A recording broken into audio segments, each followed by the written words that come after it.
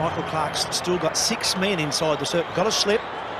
5 others saving one. Swing and a miss. This is good stuff from Dirk Nannes. Really has found his niche, cricket really, in this form of the game.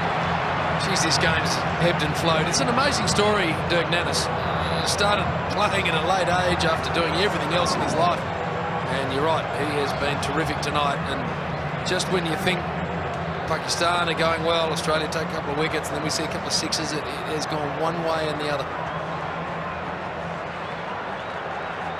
Umar's going to get off strike. They'll drop the square leg back now. Top of the air. Will it go to third man? Coming in. Just short of him. Short take. They'll get 2. Nearly one for the overthrow. Oh, my word. That's a big moment in the game there.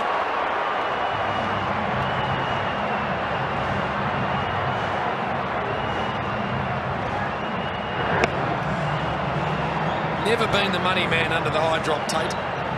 And that was, to be fair to him, going to be a really tough catch.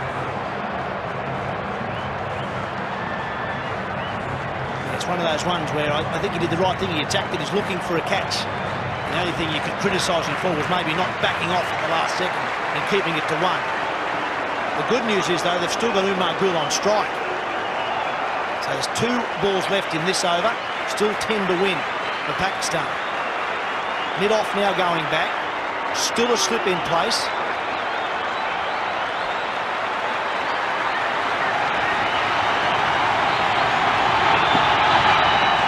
Another swing and a miss. Well, Umar Akmal, the non-striker, he is just running as soon as Dirk Nannes is bowling the ball. And I think the plan was just get something on it and we'll run. If it goes in the gap, we'll get 2. The only problem is, if you miss it, it creates confusion out in the middle. And there was almost a run out. Yeah, Dirk Nannes generally at the end bowls really well, and he generally bangs it into the wicket. He's a bit different to most people bowling Yorkers. Now this ball's crucial.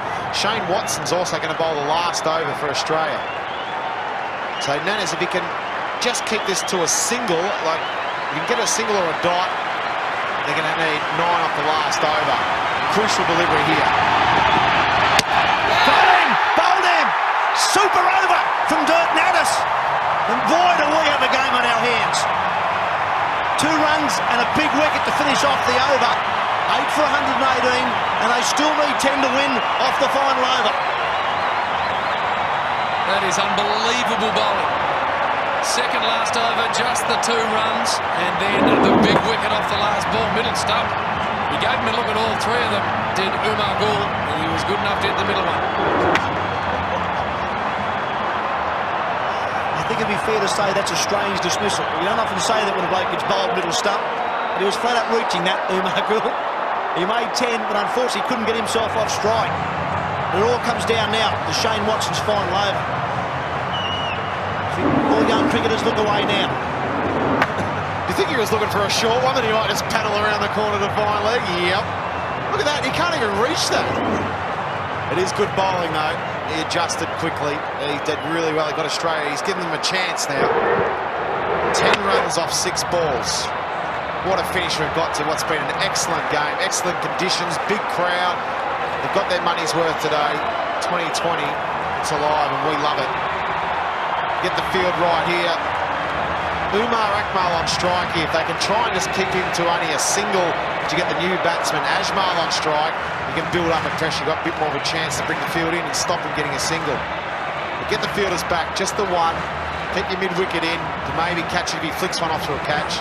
Maybe a cover. Everyone else back. Single's okay. Wicket's better.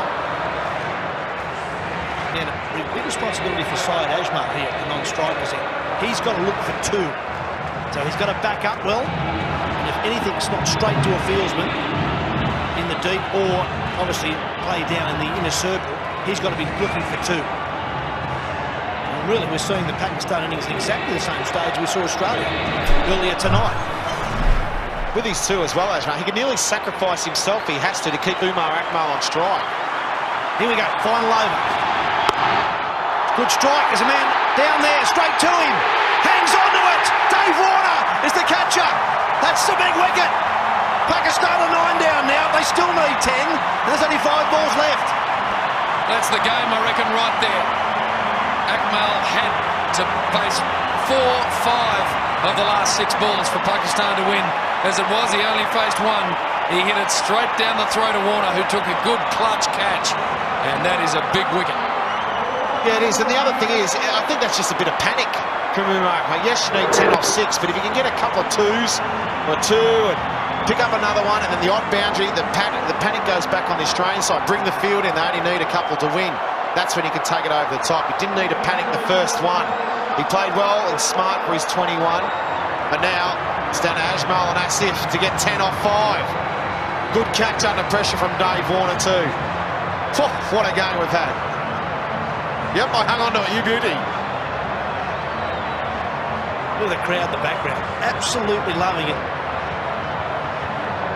You can hear them almost beating through the glass here in the commentary box.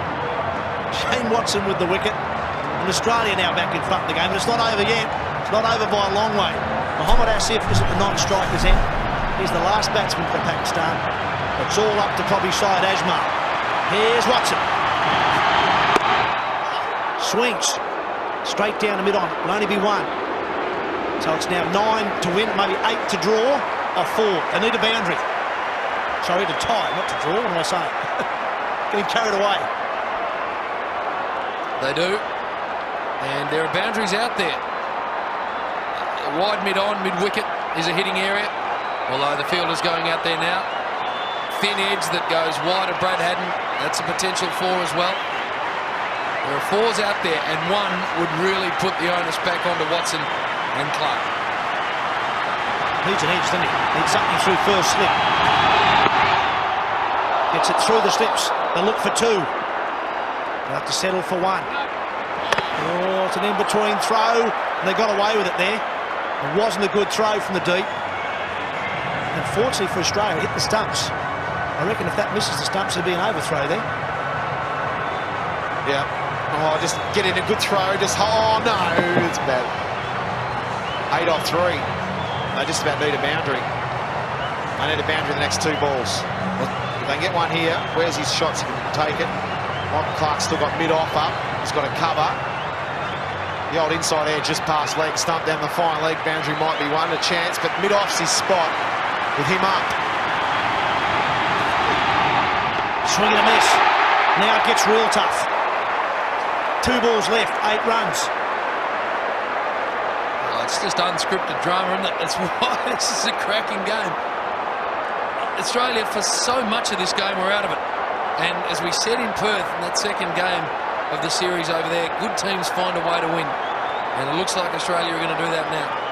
Pakistan haven't won a test match all one day after the summer, and you would have thought they're going to win this 2020 when Cameron Akmal was going. They don't need a boundary here, they're gone. Hits him, they'll get 1. Well, it's a 6 to tie. Well, to follow on from your point, warning, they're 0 for 9 for the summer. 3 one-day, 3 test matches, 5 Commonwealth Bank one-dayers, and now the final chance they had was tonight. They need a 6 to tie it. And they'll probably take a tie. They'll probably take a tie for something in the something column. A 6 straight down the ground, a tie, and get half a victory. Was it Mick Malone and Wayne Daniel? Back at the old Waverley, I think it was, the last time we've seen it happen. In this country anyway. Geez, it'll take a mighty hit on this big stadium. Well, Asif Mushtaba in Hobart. Steve Waugh bowled him a slower ball and he hit it for 6 to tie the game. Took about 17 from the last over. Correct.